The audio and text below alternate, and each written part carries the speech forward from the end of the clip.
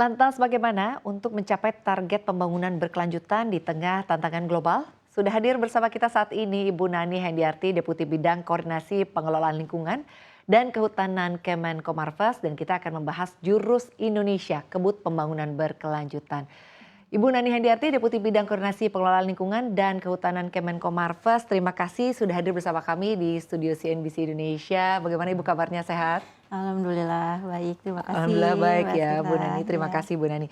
Bu Nani, bagaimana sebetulnya Deputi Bidang Koordinasi Pengelolaan Lingkungan dan juga Kehutanan untuk melihat peran kementeriannya dalam mendukung upaya artinya mencapai pembangunan berkelanjutan di Indonesia saat ini, Bu Nani, silahkan. Ya, terima kasih Mbak Sinta.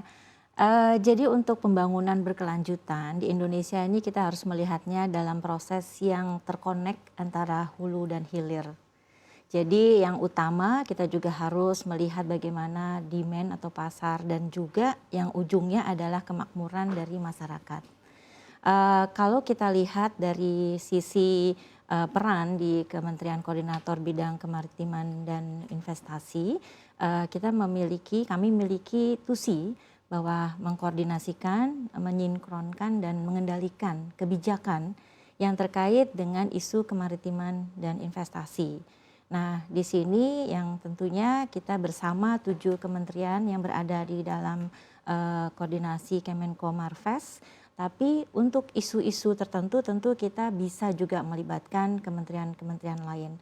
Yang kami selama ini melakukan koordinasi secara diminta oleh Bapak Menko secara terintegrasi hulu hilir tadi adalah bagaimana kita mempunyai dalam menangani satu isu itu khususnya untuk pembangunan berkelanjutan ini mempunyai satu platform. Mungkin kalau lebih simpelnya itu adalah dashboard, di mana itu menjadi pegangan seluruh kementerian dan lembaga yang terkait. Nah, ini sebagai contoh misalnya bagaimana di sektor kehutanan dari sisi perizinan, pemanfaatan dan juga konversi lahannya ini harus menujunya kemakmuran dari masyarakat. Itu yang dilakukan oleh KLHK dan juga tentunya sinergi dengan kementerian-kementerian dan lembaga yang terkait.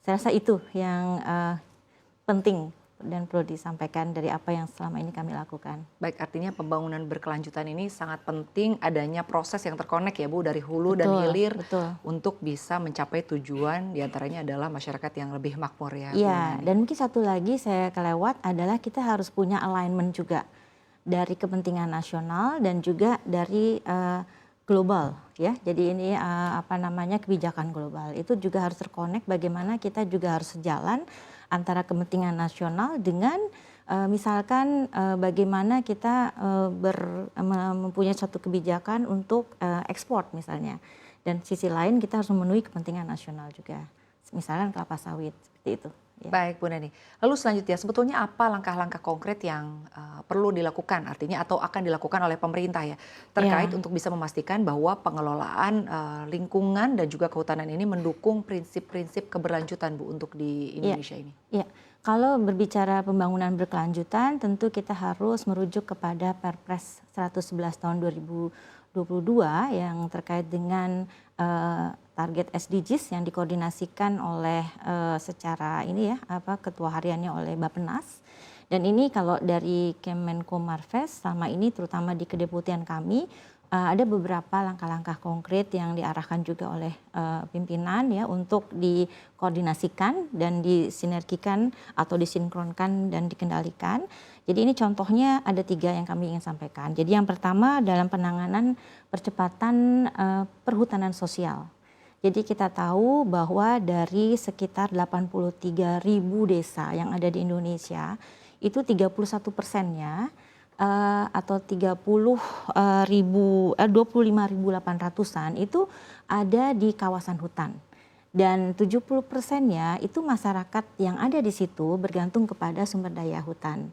Dan sayangnya di sini masih ada sebenarnya sekitar 36% yang masih di angka miskin gitu.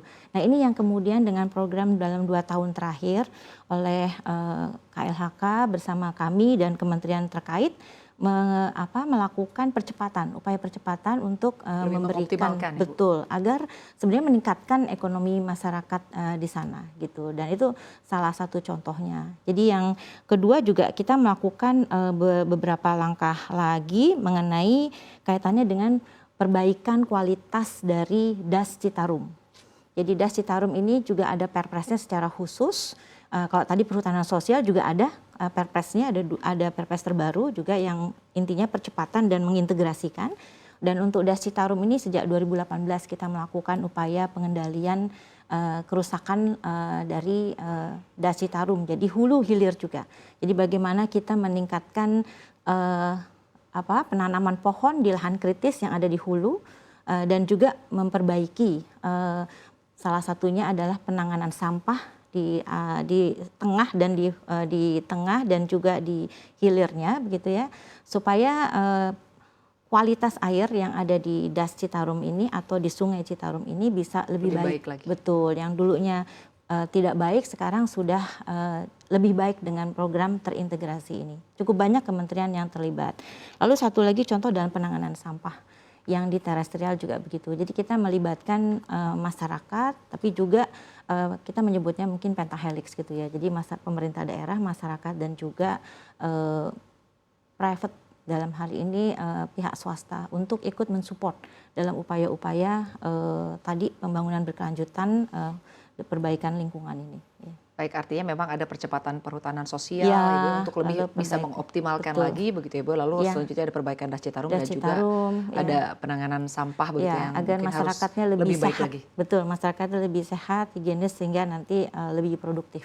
Ya. Baik, lalu Bu terkait dengan kerjasama antar pihak nih Bu, berbicara mengenai kerjasama artinya bagaimana kementerian ini bisa mengintegrasikan aspek-aspek keberlanjutan termasuk artinya pengurangan polusi dan emisi karbon dalam koordinasi ya Bu terkait dengan pengelolaan lingkungan dan juga kehutanan di tingkat nasional.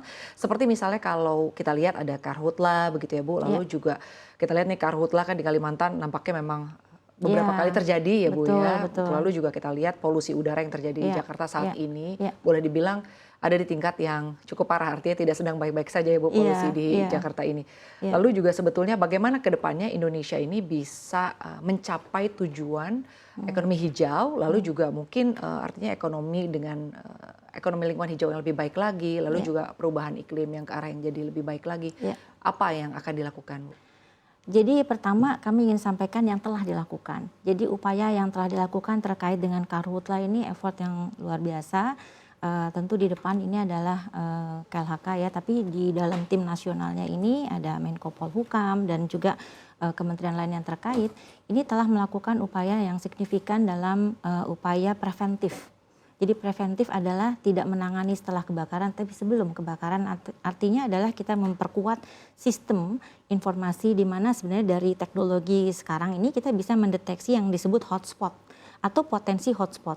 Jadi jika ada potensi hotspot seperti tahun ini kita kan ada dari BMKG disampaikan El Nino ya. Jadi El Nino walaupun moderate ya, tidak kuat, tapi juga itu perlu diantisipasi sehingga kita sudah sejak bulan sebelum kemarau datang itu kita sudah melakukan upaya-upaya tadi, melakukan teknologi modifikasi cuaca untuk membasahi dan membuat seperti jangan sampai terjadi kebakaran. Nah, upaya yang sudah dilakukan ini kalau kita lihat dari tahun 2019 ya, kalau di-compare dengan 2022 misalkan, ini sangat signifikan. Jadi kalau di 2019 itu 1,6 juta hektar yang terbakar, di tahun 2022 itu tersisa yang terbakar hanya 202 hektar.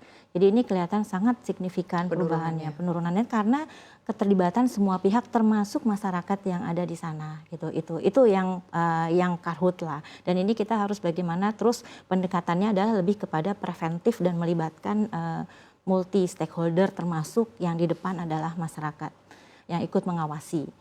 Yang kedua mengenai polusi. Nah, polusi ini di Jakarta memang karena kita ya pertumbuhan ekonomi itu kan tentu ya seperti transportasi ya yang cukup juga ada kontribusi dan juga yang industri beberapa gitu yang juga memang ini sedang berproses dalam hal bagaimana kita membuat ini lebih baik, lebih green tadi ya disampaikan oleh Mbak Sinta. Jadi mengenai ini kita sudah ada langkah-langkah upaya yang dilakukan, ya sudah ada task force misalkan yang dibentuk dan Pak Menko diminta untuk mengkoordinasikan, dan juga secara spesifik KLHK juga sudah membuat task force yang melihat sebenarnya sumber-sumber salah satunya adalah pembakaran sampah.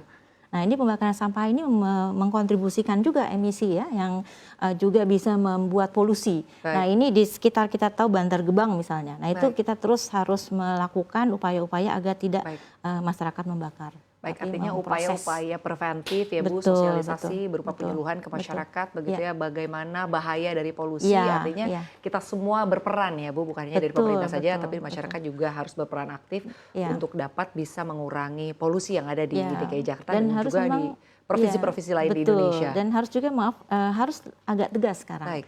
Jadi kalau yang mengkontribusi itu harus diminta Baik. untuk berhenti, ya, untuk tidak Baik. membakar lagi sampah misalnya. Ya. Baik, semakin menarik dialog kita Ibu, tapi kita harus tahan dulu dialog kita karena kami masih akan berdialog mengenai Sustainable Future sesaat lagi. Tetap bersama kami.